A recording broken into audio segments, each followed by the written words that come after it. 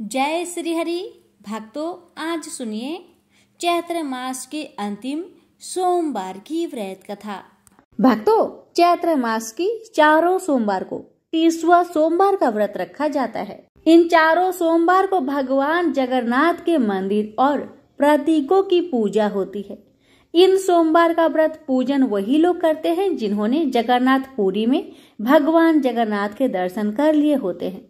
मान्यता है कि इन चारों सोमवार पर सच्ची श्रद्धा से व्रत रखने से भक्तों के सभी दुख दूर हो जाते हैं और भगवान की कृपा से भक्तों की हर मनोकामना पूर्ण हो जाती है। प्यारे भक्तों, आपको बता दूं कि चैत्र मास की चारों सोमवार को भगवान को किन किन चीजों से पूजा जाता है। पहले सोमवार को गुड़ से, दूसरे सोमवार को गुड़ और धनिया से, तीसरे सोमवार को पंचामृत से तथा चौथे सोमवार को कच्चा पक्का हर तरह का पकवान बनाकर भोग लगाया जाता है। हर श्रद्धा के साथ व्रत रखने से सभी कष्टों से मुक्ति मिल जाती है। मान्यता है कि सुदामा ने सबसे पहले भगवान श्री जगन्नाथ का पूजन किया था। पूजने के लिए सुदामा जी जगन्नाथ धाम गए थे। रास्ते में कई पीड़ितों को अवशासन दिया कि भगवान श्री जगन्नाथ के दरबार में उनके सुख के लिए मन्नत मांगेंगे। बताया जाता है सुदामा की श्रद्धा देखकर भगवान जगन्नाथ पुरी के बाहर एक ब्राह्मण के भेष में खड़े हो गए। सुदामा ने ब्राह्मण से जगन्नाथ धाम का पता पूछा तो भगवान ने बताया कि उनके पीछे जो आग का गोला है उसमें प्रवेश करने के बाद ही भगवान के दर्शन होंगे। सुदामा आग के गोले में प्रविष्ट होने के लिए बढ़े तो भगवान ने उन्हें साक्षात दर्शन दिए। सुदामा ने रास्ते में मिले सभी पीड़ितों के दुख दूर करने की प्रार्थना की तो भगवान जगन्नाथ ने उन्हें एक बेत देकर कहा कि जिसे यह बेत मारोगे उसके सभी कष्ट दूर हो जाएंगे। मान्यता है कि तब से चैत्र महीने की सोमवार को श्रद्धालु भक्ति पूर्वक सोमवार को भगवान जगन्नाथ का पूजा अर्चन करते हैं और उनके बेत खाकर अपने कष्ट को दूर करने की प्रार्थना करते हैं। आइए प्यारे भक्तगणों, अब श्रवण करेंगे 30वां सोमवार व्रत की पावन कथा। कथा को अधूरा ना छोड़े, कथा को पूरा श्रवण करें और दूसरे भक्तों को भी शेयर करें। भगवान आप सभी की मनोकामना को अवश्य पूर्ण करेंगे। प्रेम से बोलिए जगन्नाथ भगवान की जय, उमापति शंकर भगवान की जय। प्राचीन काल में एक भाट था और एक भाटिल। भाट बहुत गरीब था। उसका नाम था कुदरती।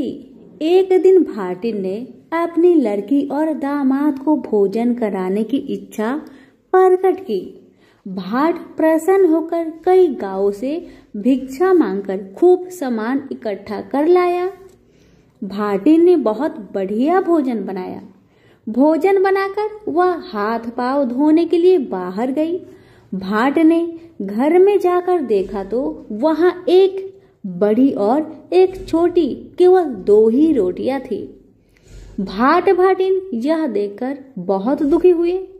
खैर, उन्होंने दामाद को बड़ी रोटी और लड़की को छोटी रोटी खिलाकर विदा किया। भाट उसी समय श्री जगदीश के दर्शन के लिए यात्रा पर चल पड़ा। भाट ने मार्ग में जाते हुए देखा कि बहुत से आदमी वृक्षों के पत्ते तोड़ तोड़कर दोने पत्तल बना रहे हैं। लोगों से पूछने पर उसे मालूम हुआ कि राजा के महल में श्री जगदीश जी का भंडारा है। वह भाट भी उनके साथ काम करने लगा और सायंकाल उन्हीं के साथ राजमहल में चला गया। पत्तल वाले पत्तले देकर भोजन करने बैठ गए। भाट भी एक जगह बैठ गया। उसने एक पत्तल में भोजन किया और दूसरी पत्तल बांधकर एक मटकी में रख ली। शाम के समय छाछ बेचने वाली स्त्रियां शहर से लौटकर अपने गांव को जा रही थी। उन्हीं में से उस भाट के गांव की भी कुछ स्त्रियां थी। उन्होंने उनमें से एक को वह मटकी दे दी। छाछ बेचने वाली भाट की मटकी लेकर थोड़ी ही दूर चली होगी कि उसके सिर का बोझ भारी होने लगा। उसने सिर से मटकी उतारकर भाट की सौगात देखने की इच्छा से मटकी में जो हाथ डाला तो वह उसी में फंसकर रह गया। बहुत कोशिश करने पर जब भी हाथ न निकला तो उसने श्री जगदीश जी का याद किया और कहा, भाट की सौगात भाट के यहाँ जाए, हमारा हाथ छूट जाए। इतना कहते ही हाट मटकी से बाहर निकल आया। घर पहुंचकर उस स्त्री ने अपने सास से कहा कि इस मटकी को देखना नहीं, भाटिन को बुलाकर उसे सौंप देना, पर सास ना मानी। उसने मटकी खोलकर देखी तो उसमें हीरे पन्ने भरे हुए थे। उसने मटकी को अपने घर में रखकर भाटिन को एक मटकी भर गेहूं देने का विचार किया। जब उसने गेहूं निकालने के लिए कच्ची कोठार का छेद खोला तो उसमें से कीड़े मकोड़े निकलने लगे। यह देख सास बहुत घबराई और बोली, भाट की सौगात भाट के यहाँ जाए, हमारे गेहूं के गेहूं हो जाए। इतना कहते ही कोठार के गेहूं जैसे कि तैसे हो गई।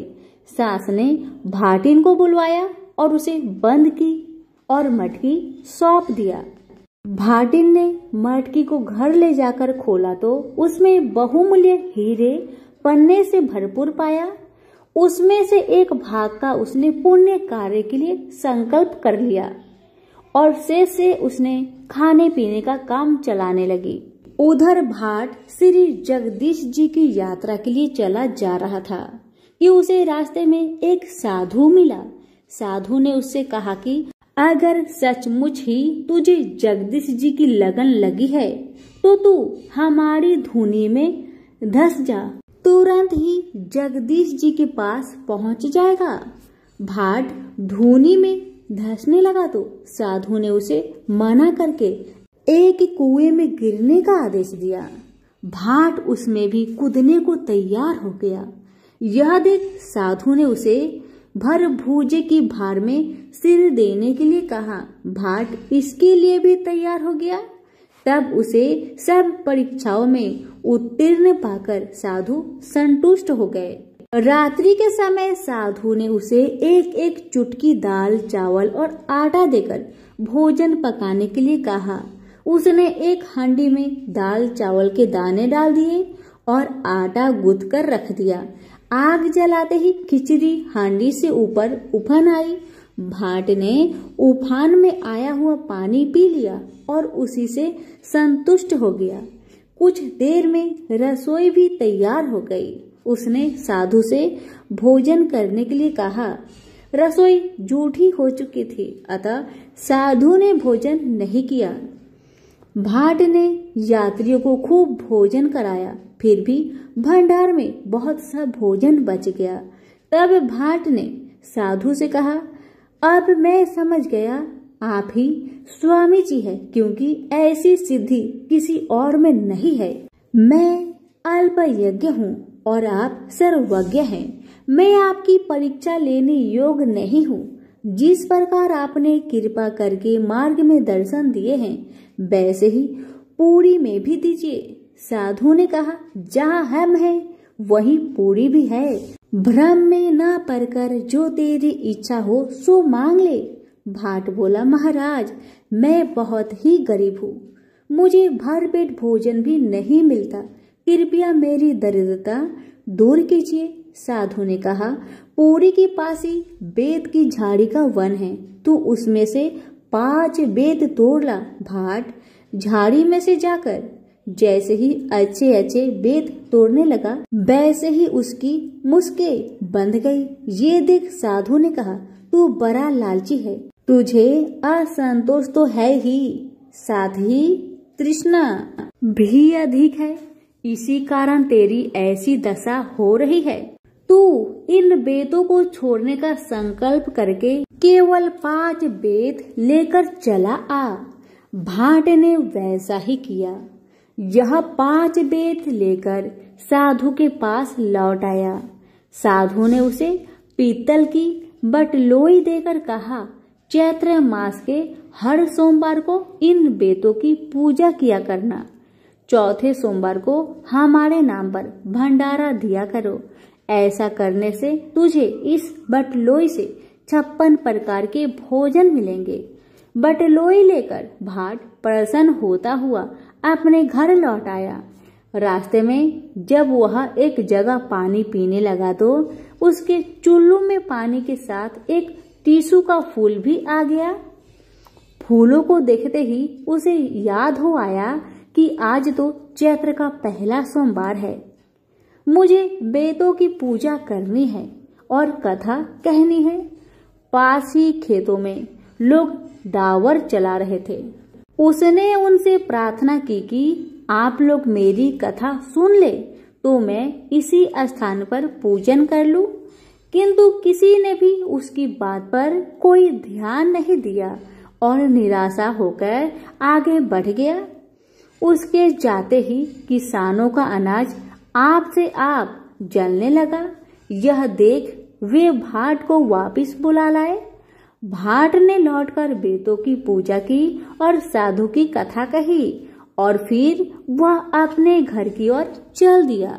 दूसरे सोमवार को उसे एक स्थान पर भेड़ें चराते हुए गरलिया मिला। उसने उससे भी कथा सुनने की प्रार्थना की, पर गरलिये ने भी उसकी बात पर कोई ध्यान नहीं दिया। तभी उसकी भेड़ भी अचानक नजरों से ओझल हो गई। तब उसने भाट को बुलाकर कथा सुनी। कथा पूरी होते ही उसकी भेड़ दुगनी चौगनी होकर चरती दिखाई पड़ने लगी। भाट के 2 लड़कियां थी। उनमें से एक बड़े अमीर घर की ब्याही थी और दूसरी उसी गांव के एक गरीब लड़के से। तीसरे सोमवार को भाट बड़ी लड़की के घर पहुंचा। उसने उससे कथा सुनने के लिए कहा, पर उसने उसकी बात पर कोई ध्यान नहीं दिया। तब वह वहां से चलकर अपनी गरीब लड़की के घर गया। गरीब लड़की अपने पिता से बहुत प्रीतिपूर्वक मिली। उसने अपने पिता की इच्छा अनुसार पूजा के लिए चौका लगा दिया। पिता श्रद्धा पूर्वक पूजा करने लगा। उधर लड़की घर में से सन की आंटी लेकर बनिए के यहाँ से पूजा के लिए घी गुड़ ले आई। उसने उसी घी गुड़ से साधु के नाम का हवन करके प्रेम से कथा सुनी। इसके बाद उसने साधु की दी हुई बटलोई में बेत डालकर खटखटाया तो कच्चे पक्के 56 प्रकार के पदार्थों के ढेर लग गए। गांव के लोग प्रसाद लेने आए तो भाट ने उन्हें खूब पेट भर भोजन कराया। चलते समय भाट ने अपनी लड़की को श्री स्वामी जी का स्मरण ध्यान करने का आदेश दिया। लड़की वैसा ही करने लगी तो उसके घर में धन धान्य नित्य प्रति बढ़ने लगा। उधर बड़ी लड़की दामाद की सब संपत्ति नष्ट हो गई। वहां से चलकर भाट अपने गांव के निकट पहुंचा तो वहां उसे विशेष चमत्कार दिखाई दिया। गांव के बाहर नए नए बाग बगीचे मंदिर तालाब आदि देखकर वह बहुत चकित हुआ। जिस दिन वह अपने घर पहुंचा उस दिन सोमवार था। उसने गांव भर के लोगों को निमंत्रण दिया और बेतों की पूजा करके बतलोई में बेट खटखटाया तो 56 प्रकार के पदार्थ के ढेर लग गए। गांव के छोटे बड़े सभी लोग उसके यहाँ भोजन करने आए और भोजन करके आनंदित होते हुए चले गए। बाद में उसने राजा के यहाँ भी प्रसाद पहुंचाया। राजा को अपने नाई से पहले ही भाट की बतलोई की करामत का हाल मालूम हो चुका था।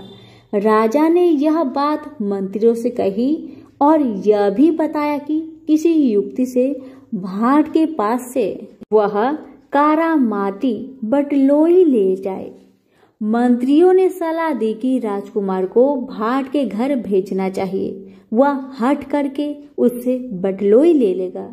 यदि वह राजकुमार को बटलोई ना दे तो बलपूर्वक उससे बटलोई छीन ली जाएगी। दूसरे दिन कुछ सेवकों के साथ राजकुमार भाट के घर आया। जब उसने भाट से बटुलोई मांगी तो उसने प्रसन्नता पूर्वक बटुलोई राजकुमार को दे दी। बटुलोई पाकर राजा भी हर्ष से फूले न समाया और उसने तमाम नगर को भोजन करने की न्योता दे दिया। किंतु जब बटुलोई में बेट डालकर खटखटाया तो उसमें से कुछ भी ना निकला। भोजन के लिए आए हुए लोग भूखे बैठे थे, भंडार में भी अनाज नहीं था। राजा ने क्रोध होकर भाट को पकड़ने के लिए सिपाही भेजे, पर वह तो पहले ही रफू चक्कर हो चुका था। कुदरती भाट घबराया हुआ श्री स्वामी जी की ओर भागता चला जा रहा था। भाट जब जगदीशपुरी के निकट पहुंचा तो श्री स्वामी जी ने उसे पुनः साक्षात दर्शन दिए। उसने स्वामी जी को साष्टांग प्रणाम कर बटुलोई की घटना उन्हें सुना दी और अपने बड़े दामाद का समाचार भी बता दिया। स्वामी जी ने कहा कि घर लौटकर राजा रानी से अपनी बटुलोई ले लो और अपने दामाद को कहानी सुना दो। जब वह घर पहुंचा तो राजा ने उसे बुलाकर उसका बड़ा आदर सत्कार किया और उसकी बटुलोई उसे लौटा दी। उसने पुनः स्वामी जी की पूजा करके अपनी लड़की और दामाद को बुलाकर कथा सुनाई। इससे उनकी संपत्ति पहले की तरह ही हो गई। इस प्रकार कुदरती भाट की यात्रा के समय से ही तीसवा सोमवार की पूजा का प्रचलन हुआ। टीसू के फूल से सर्वप्रथम पूजन भी तभी से आरंभ हुआ है और इसलिए यह तीसवा सोमवार कहलाता है। प्रेम से बोलिए जगदीश भगवान की जय हो। इस कथा को चैत्र मास के सभी सोमवार के दिन अवश्य सुने। भगवान आपकी दुख तकलीफ की हरण अवश्य करेंगे। हे जगदीश महाराज, जैसे आपने भाट पर अपनी कृपा बरसाई, वैसे ही आपकी कहानी कहने वाले, सुनने वाले, हुक्कारे भरने वाले सभी पर अपनी कृपा बनाए रखे। फिर बोले जगदीश भगवान की जय हो। अब आप श्रवण करेंगे जगन्नाथ भगवान की बड़ी ही चमत्कारी कथा। इस कथा को श्रद्धा पूर्वक श्रवण करने से ही सभी मनोकामना पूर्ण हो जाते हैं। कथा का अनादर ना करें, कथा को पूरा सुने। कथा इस प्रकार है। एक समय रघुदास नाम के भगवान रामचंद्र के एक महान भक्त थे।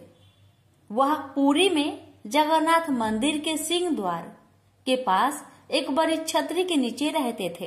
एक बार जब वह भगवान जगन्नाथ के दर्शन करने गए तो उन्होंने जगन्नाथ की वेदी पर राम, लक्ष्मण और सीता को देखा। उस दिन से उन्हें विश्वास हो गया कि भगवान जगन्नाथ भगवान रामचंद्र से भिन्न नहीं है। एक बार रघु ने भगवान जगन्नाथ के लिए एक अच्छी माला तैयार की और पुजारी को भगवान को चढ़ाने के लिए दी, लेकिन पुजारी इसे चढ़ाना नहीं चाहता था क्योंकि रघु ने केले के पेड़ की छाल से बनी डोरी का इस्तेमाल किया था। उस समय जगन्नाथ के मंदिर में ऐसी चीजों का प्रयोग वर्जित था। रघु को बहुत दुख हुआ कि उनकी माला भगवान जगन्नाथ को नहीं चढ़ाई गई। वह बहुत उदास महसूस करते हुए मंदिर के बाहर चला गया। बाद में दिन में पुजारी शाम की आरती समाप्त कर रहा था। भगवान के शयन करने से पहले पुजारी उन्हें एक विशेष पोशाक पहनाते हैं जिसे बड़ा श्रृंगार वैसा कहा जाता है। भगवान को श्रृंगारित करने के बाद पुजारी ने उनके शरीर को फूलों से सजाना शुरू कर दिया, लेकिन उसे आश्चर्य हुआ कि उसने जो कुछ भी किया भगवान के शरीर पर एक भी फूल नहीं बचा। भगवान किसी भी फूल को स्वीकार नहीं करेंगे। सभी पुजारी यह सोचकर बहुत चिंतित हो गए कि अवश्य ही उन्होंने कोई अपराध किया है, लेकिन यह क्या हो सकता था। उन सभी ने निर्णय लिया कि यह समझने की कोशिश करने के लिए कि उन्होंने क्या अपराध किया है। वे सभी मंदिर में सोएंगे और तब तक उपवास करेंगे जब तक भगवान उनके सपने में आकर उनके अपराध के बारे में सूचित नहीं कर देते। निश्चित रूप से उसी रात भगवान जगन्नाथ मुख्य पुजारी के सामने आए और उनसे कहा, मेरे भक्त रघुदास मेरे लिए एक फूल का माला लाए थे। उन्होंने इसे बहुत प्यार और भक्ति के साथ तैयार किया। आपने बाहरी विशेषता देखी, माला को उन्होंने मुझे देने से मना कर दिया। आप देख नहीं सकते कि उन्होंने कितनी अच्छी माला तैयार की है। उन्होंने इसे प्रेम और भक्ति से पिरोया। आप मेरा भक्त मेरी सेवा से वंचित होकर अपने घर में माला रखकर पड़ा हुआ है, उसके सामने माला पहनाओ। उसने कुछ भी नहीं खाया है और लगातार रो रहा है। वह अभी तक सोया नहीं है। जब तक मेरे भक्त की इच्छा पूरी नहीं हो जाती, मैं आपसे कोई माला कैसे स्वीकार कर सकता हूँ और कैसे मैं शांति से सो सकता हूँ। तुरंत प्रधान पुजारी जाग गया और उसने अन्य पुजारियों को सारी बात बताई। तब वे सभी रघुदास के पास गए और अपना अपराध समझाया और उनसे अपनी माला भगवान जगन्नाथ को देने के लिए कहा। यह सुनकर रघुदास बहुत प्रसन्न हुए कि भगवान इतने दयालु हैं कि वे स्वयं उनकी माला स्वीकार करने की प्रतीक्षा कर रहे हैं। रघुदास परम आनंद में थे। एक बार रघुदास बहुत गंभीर रोग से पीड़ित हो गए। उनकी तबीयत इतनी खराब हो गई कि वह बिस्तर से उठ भी नहीं पा रहे थे। उन्हें अपने बिस्तर में ही मल त्याग करना पड़ा। बदबू बहुत बुरी थी। रघुदास बहुत बीमार होने के कारण खुद की मदद करने में असमर्थ होकर बेहोश हो गए। एक छोटा लड़का रघुदास की सेवा के लिए आ रहा था। उन्होंने उसके शरीर को साफ किया और चंदन लगाया और गंध को दूर करने और कमरे को शुद्ध करने के लिए अच्छी सुगंधित चीजें पेश की। जब रघु को होश आया तो उन्होंने पाया कि वह लड़का स्वयं भगवान जगन्नाथ थे। रघु ने भगवान जगन्नाथ से कहा, मेरे प्रिय भगवान, आप यहाँ क्या कर रहे हैं? मेरी यह निम्न सेवा करके आप मुझे अपराधी बना रहे हैं। मैं आपसे सेवा प्राप्त करके और अधिक पापी बन रहा हूँ। हे भगवान, आप बहुत दयालु हैं। आप ब्रह्मांड के स्वामी हैं। आप सब कुछ करने में समक्ष है। यदि आप चाहे तो आप मेरी बीमारी को आसानी से ठीक कर सकते हैं। मुझे ठीक करने के बजाय आप मेरी यह निम्न सेवा क्यों कर रहे हैं? भगवान ने उत्तर दिया, हाँ, मैं तुम्हें आसानी से ठीक कर सकता हूँ, लेकिन मैं चाहता हूँ कि तुम अपने सभी प्रबंध कर्मों से मुक्त हो जाओ, ताकि तुम इस जीवन के अंत में मेरे निवास पर वापस जाओ। तुम्हें ये भी जानना चाहिए कि जैसे कि मेरे भक्तों को मिलता है, मेरी सेवा करने से सुख मिलता है, मुझे भी अपने भक्तों की सेवा करने से सुख मिलता है। मैं सदैव आपकी सेवा करना चाहता हूँ। मुझ में और मेरे भक्त में कोई अंतर नहीं है। इस प्रकार भगवान और रघु के बीच बहुत घनिष्ठ संबंध थे। रघु बहुत सरल थे और उनका स्वभाव एक छोटे लड़के जैसा था। भगवान जगन्नाथ के साथ उनके संबंध बहुत मैत्रीपूर्ण थे। कभी कभी भगवान एक लड़की के रूप में उनके पास आते थे और वे दोनों एक साथ खेलते थे। यह सामान्यतः लोगों को ज्ञात था कि भगवान रघु के साथ खेलने के लिए उनके पास आए थे। सभी लोग रघु का आदर करते थे। वह बहुत प्रसिद्ध थे और लोगों के बीच भगवान जगन्नाथ के मित्र के रूप में जाने जाते थे। एक बार जगन्नाथ रघु के पास आए और उससे कहा कि वह राजा के बगीचे से कटहल चुराने के लिए उसके साथ चले। रघु ने कहा, तुम कटहल क्यों चुराना चाहते हो? यदि तुम्हें कटहल खाने की इच्छा है तो मुझे बताओ, मैं तुम्हारे लिए एक अच्छा कटहल लाऊंगा। भगवान जगन्नाथ ने उत्तर दिया, इस प्रकार मुझे अपने भक्त से सब कुछ मिल रहा है। वास्तव में मेरे पास सब कुछ है। माता यशोदा मुझे इतना मक्खन खिलाती थी और मुझे आनंद देती थी, लेकिन फिर भी मैं इस उद्देश्य के लिए दूसरे के घर जाता हूँ। माखन चुराने का? चुराई हुई चीजें खाने में एक विशेष आनंद होता है। आज मैं चाहता हूँ कि आप चोरी का वह आनंद महसूस करें। कृपया मेरे साथ आए। असहाय होकर रघु भगवान के प्रस्ताव पर सहमत हो गया और उनके साथ चला गया। वे दोनों राजा के बगीचे में दाखिल हुए। जगन्नाथ ने रघु से कहा, तुम पेड़ पर चढ़ जाओ, मैं जमीन पर खड़ा रहूंगा। तुम सबसे अच्छा और सबसे बड़ा कटहल तोड़कर नीचे फेंक देना, मैं यही खड़ा होकर उसे पकड़ लूंगा, फिर हम दोनों भाग जाएंगे। रघु ने भगवान की आदेश का ठीक वैसे ही पालन किया जैसे उन्होंने निर्देश दिया था।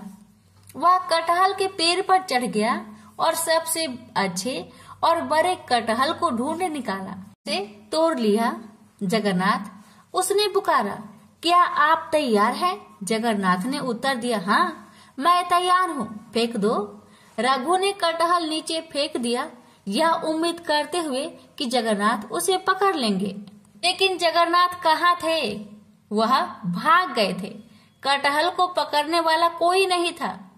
वह बड़ी आवाज करते हुए जमीन पर गिरा और फट गया। जब राजा के माली ने आवाज सुनी तो वह समझ गया कि कोई कटहल चुराने के लिए बगीचे में घुसा है। वह तुरंत मौके पर भागा और देखा कि बड़ा कटहल जमीन पर खुला पड़ा था। फिर भी उसने आसपास किसी को नहीं देखा। जब उसने ऊपर देखा तो उसे रघुदास पेड़ पर बैठे दिखे। माली तुरंत राजा के पास गया और उसे बताया कि रघुदास उसके बगीचे से कटहल चुरा रहा था। वह अभी भी वही पेड़ की चोटी पर बैठा है। उसने उत्साह पूर्वक राजा से कहा। राजा को विश्वास नहीं हो रहा था कि रघु कटहल चुराने के लिए उसके बगीचे में घुसा था। इसलिए राजा ने अपने मंत्रियों को इकट्ठा किया और उस स्थान पर गए जहां माली ने संकेत किया था।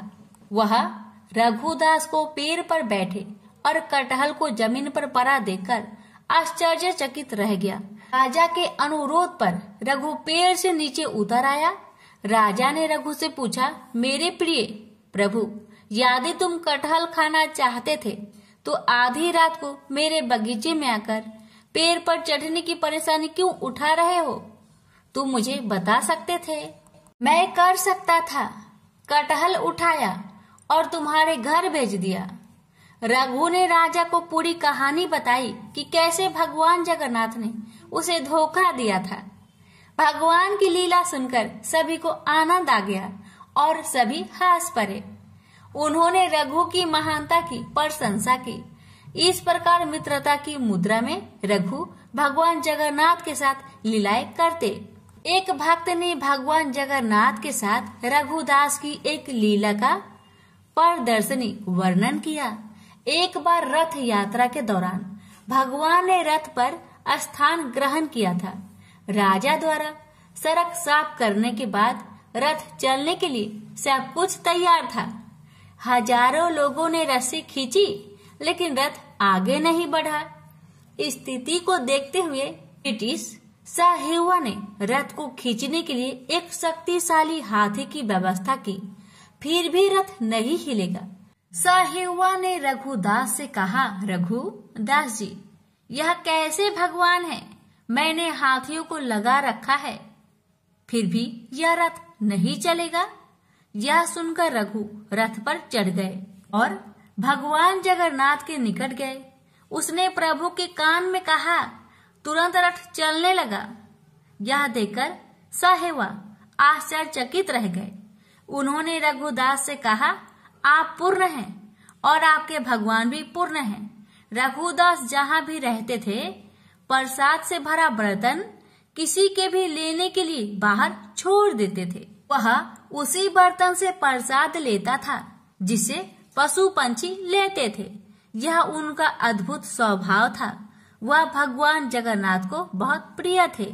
राम सिंघारी वर्तमान समय में उपासकों के समाज में सबसे विद्वान व्यक्तित्वों में से एक माने जाते थे। उनके पास कोई शैक्षणिक डिग्री या डिप्लोमा नहीं था, लेकिन उन्हें भारत के प्राचीन महाकाव्यों का गहन ज्ञान था।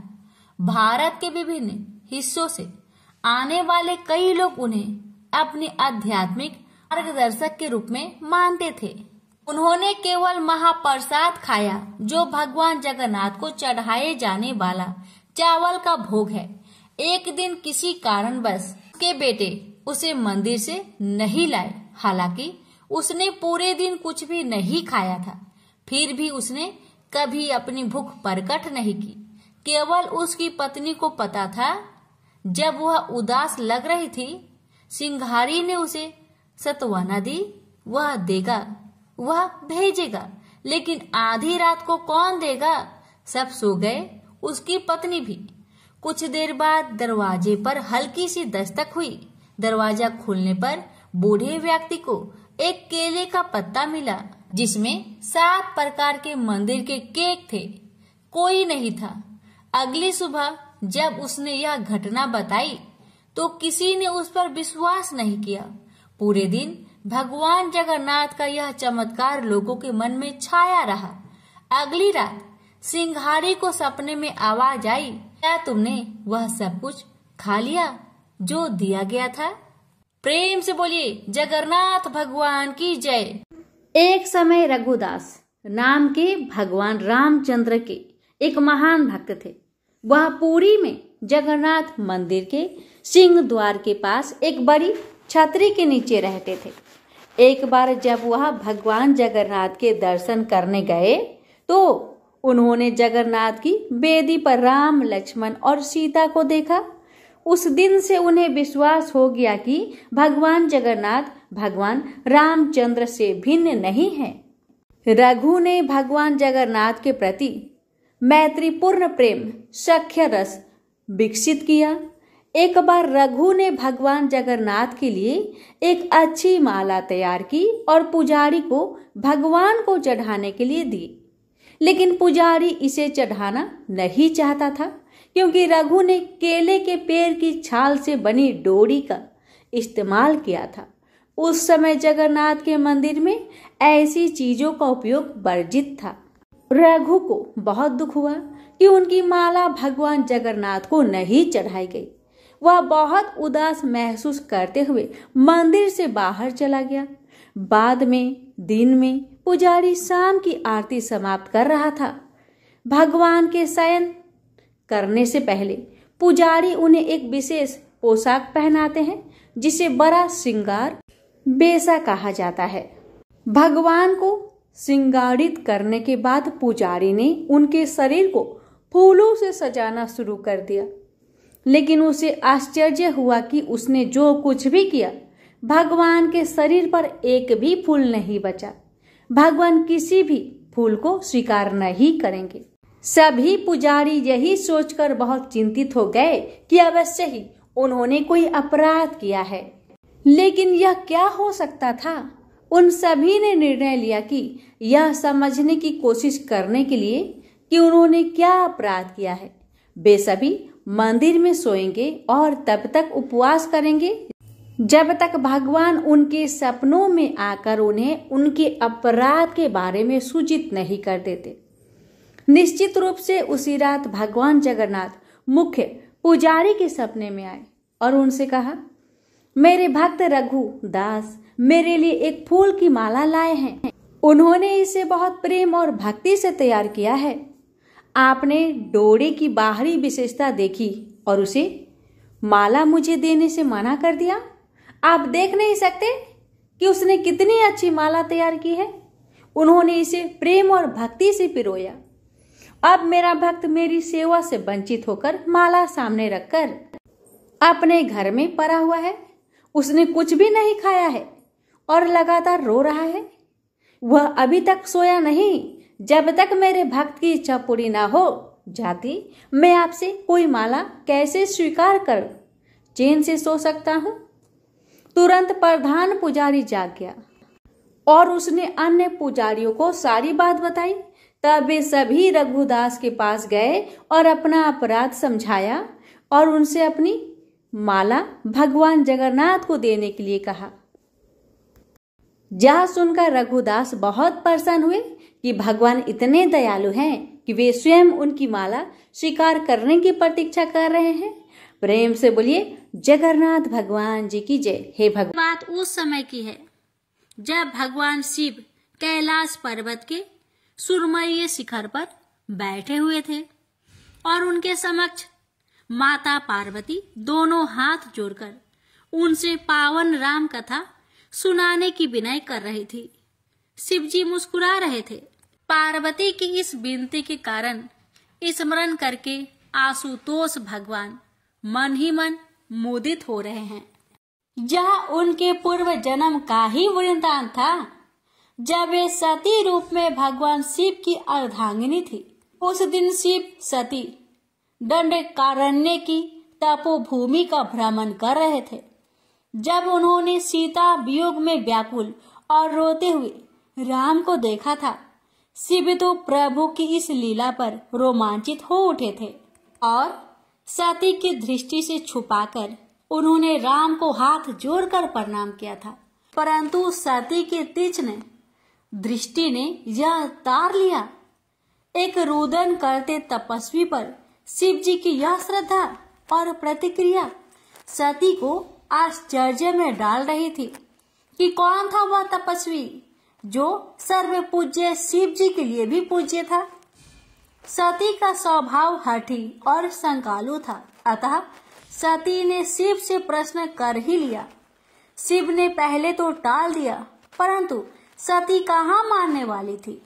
भगवान शिव ने सती को श्री राम जी की महिमा कह सुनाई तो सती को विश्वास ना हुआ कि शिव पत्नी वियोग में विलाप करते तपस्वी मनुष्य को श्री हरि का अवतार कह रहे हैं।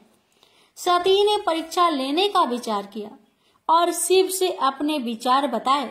शिव ने पहले तो मना किया, परंतु सती का हठ देखकर समझ गए कि यह प्रभु की प्रेरणा ही है जो सती ने सब जानते हुए भी हठ पकड़ ली है। अतः उन्होंने अनुमति दे दी। शिव बरगद के नीचे बैठ रहे और सती राम की परीक्षा लेने चल पड़ी। उन्होंने सीता का रूप धर लिया और राम की ओर बढ़ने लगी।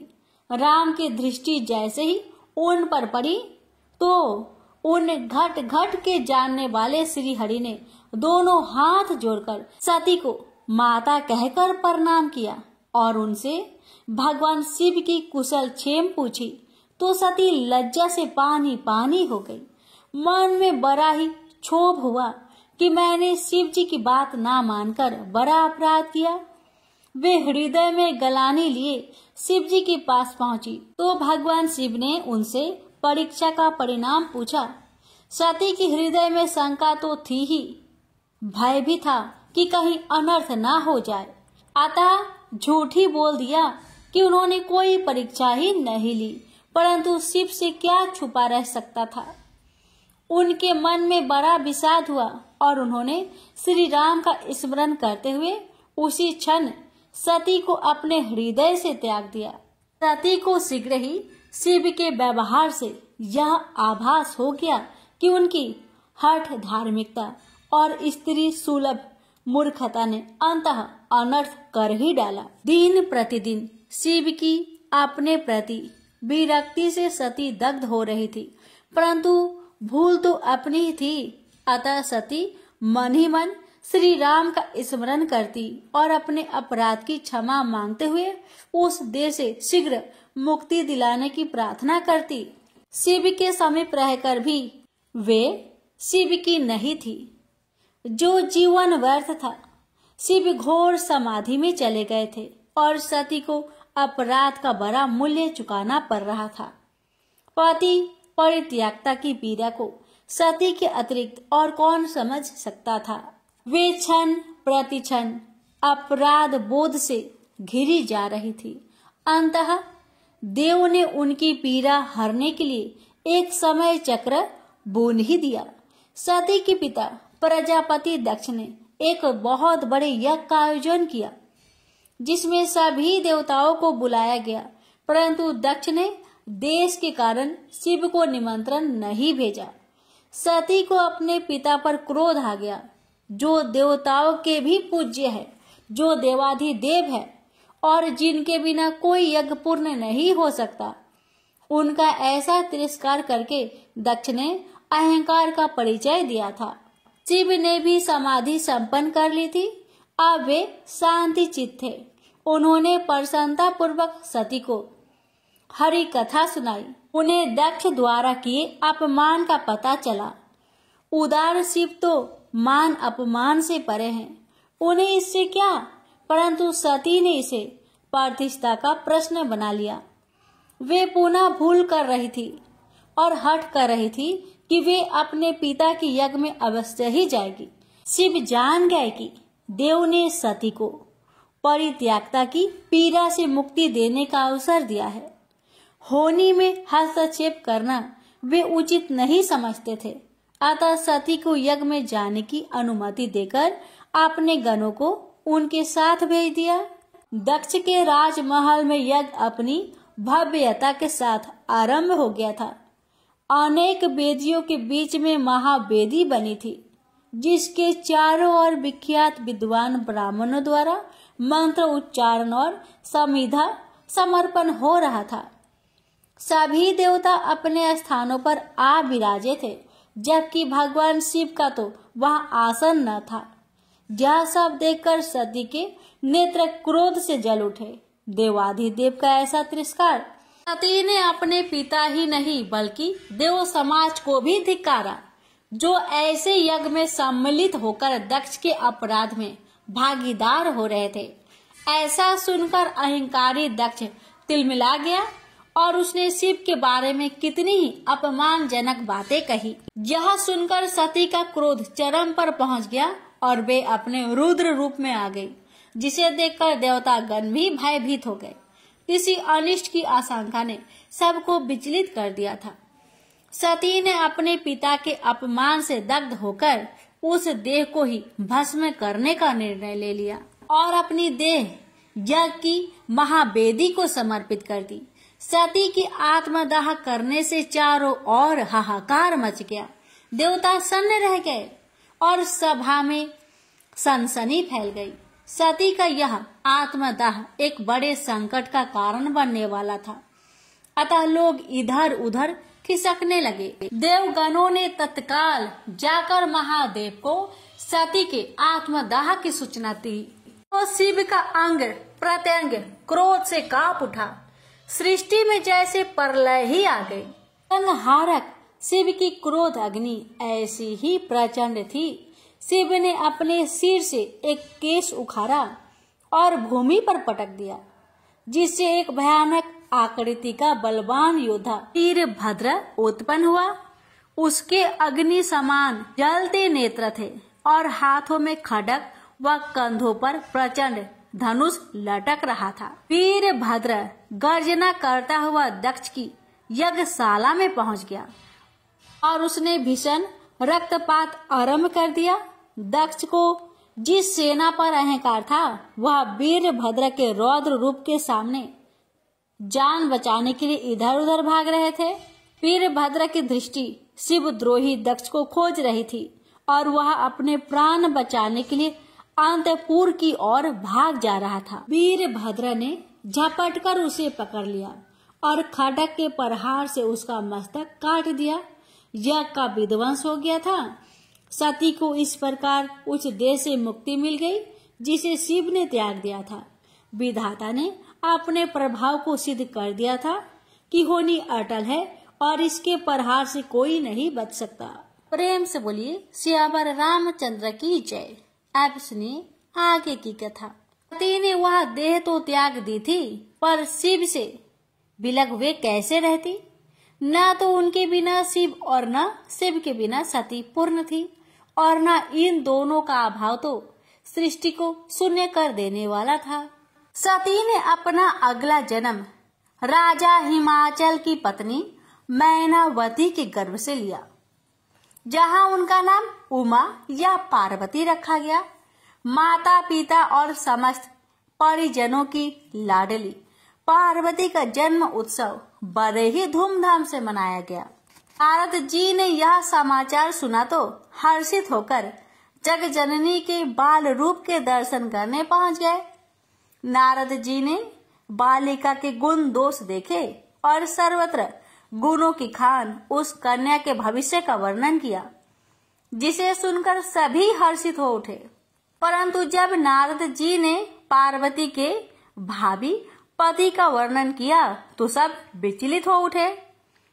योगी, जटाजुटधारी, निष्काम, दरिद्र और अमंगल भेष वाले पति के बारे में देव ऋषि से सुनकर पार्वती के माता पिता को तो निश्चय ही उदास हो जाना था। सखिया भी सहम गई। नारद जी के मुख पर प्रसन्नता थी, क्योंकि भाभी वर के सभी लक्षण महादेव शिव के थे। नारद तो पार्वती को आशीर्वाद देकर चले गए, परंतु माता मैनावती संदेहग्रस्त हो गई। राजा हिमाचल ने मैनावती को समझाया कि अभी छोटी सी कन्या के वर के विषय में चिंतित होना ठीक नहीं है। भाग्य कब करवट ले कौन कह सकता है, और देवऋषि नारद तो वैसे भी यूं ही मनोविनोदी स्वभाव के हैं। वे कब किसकी चिंता दूर करने का उपाय कर दे और कब किसी चिंता में डालकर नारायण नारायण भजते हुए लोक भ्रमण को चल पड़े। मैनावती को नारद की बात पर विश्वास था, अतः उसका मात्र हृदय कभी अवसस्त न हुआ। कन्या नित्य चंद्रमा शुक्ल पक्ष की भांति बढ़ने लगी। पार्वती कब कन्या से किशोरी हो गई, माता पिता को लार प्यार में पता ही न चला। रानी ने अपने संदेह को ध्यान में रखते हुए राजा से पुत्री के लिए योग्य वर खोजने की विनती की, और राजा ने भी नारद जी की वचनों के विपरीत प्रयास करने को अपना पितृधर्म समझा। मैनावती ने देखा भी था कि पार्वती किसी विचार से स्वतः मुस्कुरा उठती थी, और यह तब होता था जब वे अपनी भाभी वर की छवि की कल्पना करने लगती थी।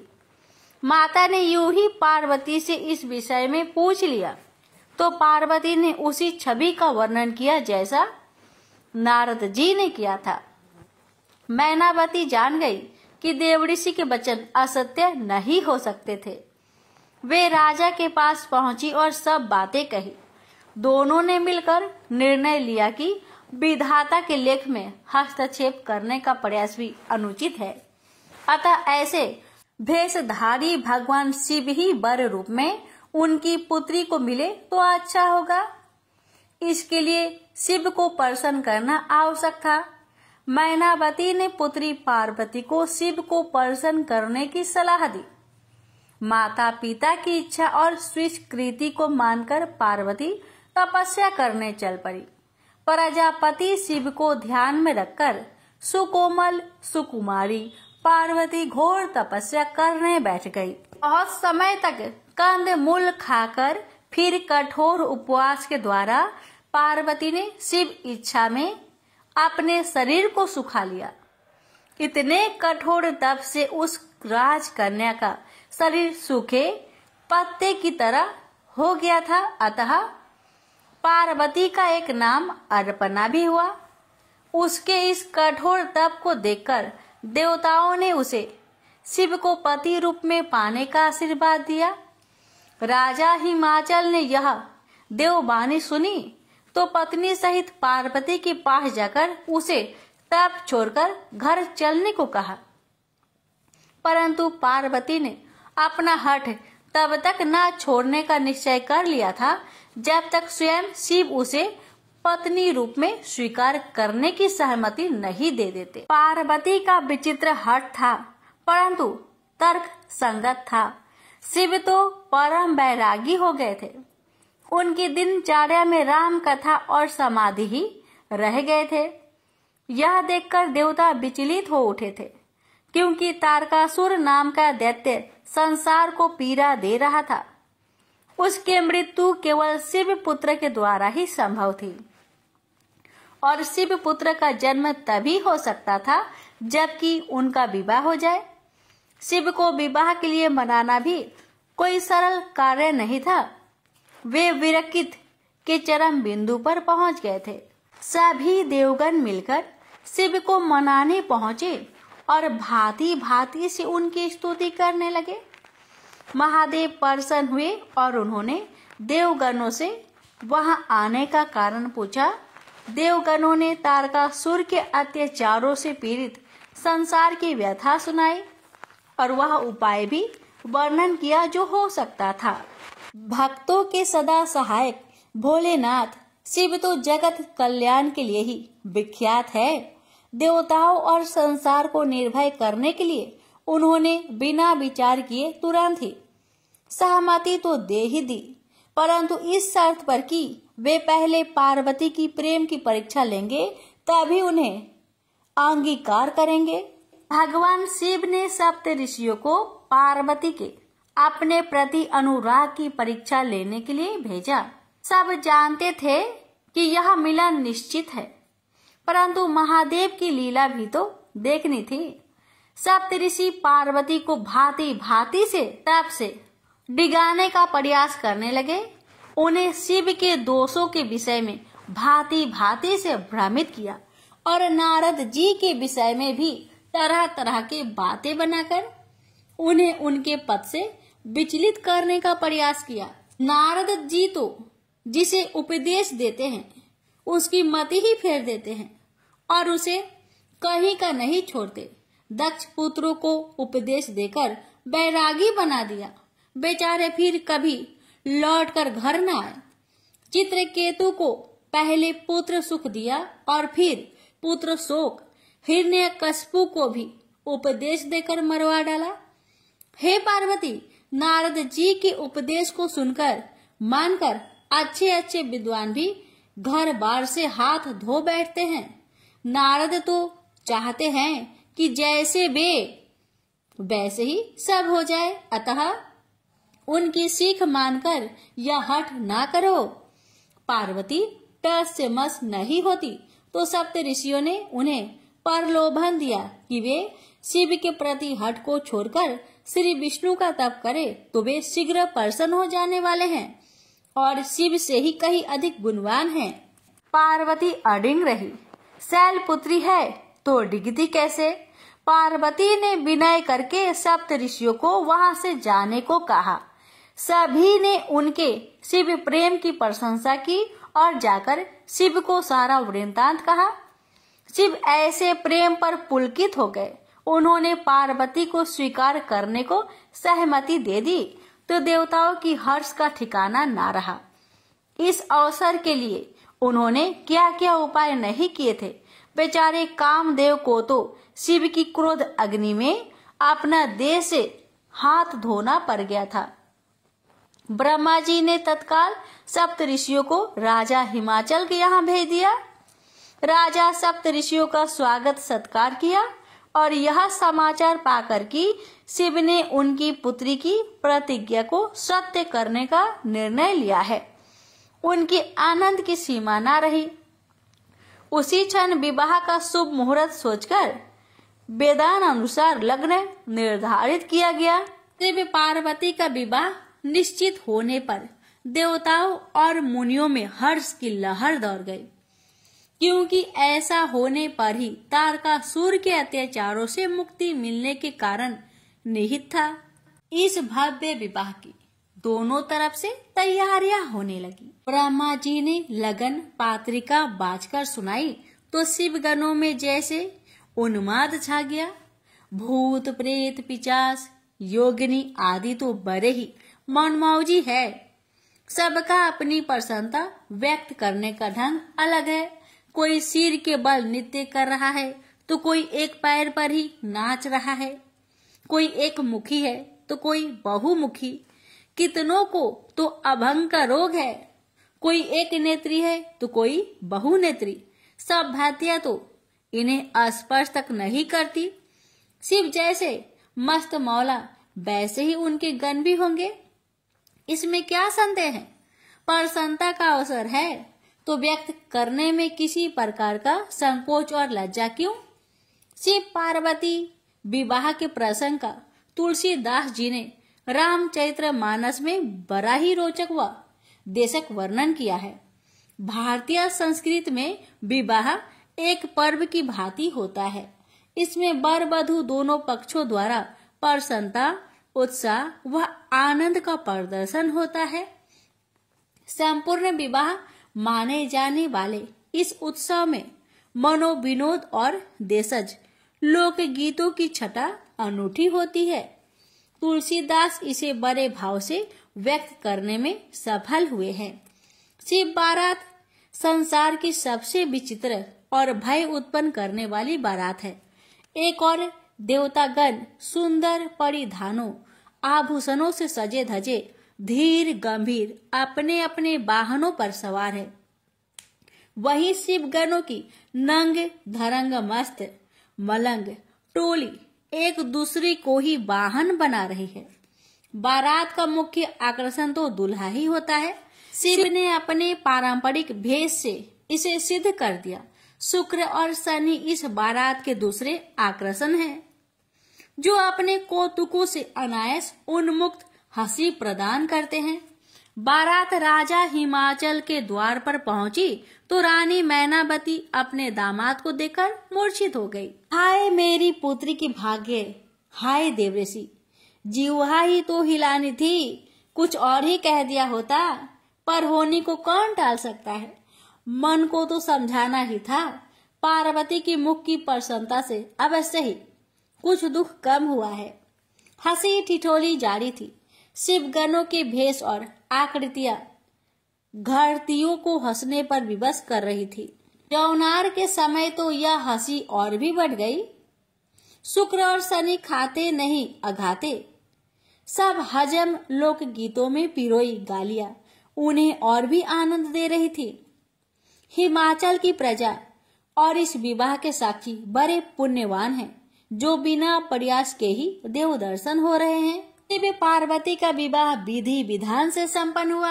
आज संसार शिवमयी हो गया है। तारकासुर चिंतित हो उठा। घोषित मृत्यु का प्रथम चरण संपन्न हुआ है। देवता प्रसन्न है। शिव परिवार हो गए, गृहस्थ बन गए। वधु पक्ष में वियोग की अश्रु धाराएं है तो वर पक्ष आनंद मना रहा है। पार्वती पुनः अपने पति गृह आ गई। सब कुछ तो परिचित ही था।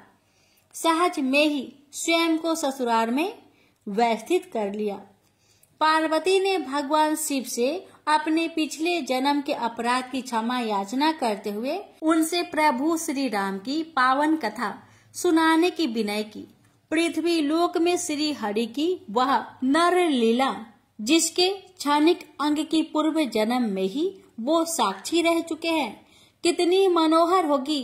भोले भंडारी तो श्री राम में अनन्य प्रीति रखते हैं, अतः राम कथा के वर्णन का कोई अवसर भी नहीं छोड़ते।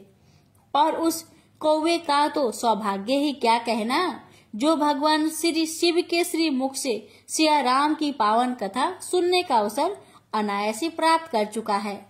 प्रेम से बोलिए हर हर महादेव। माता पार्वती की जय।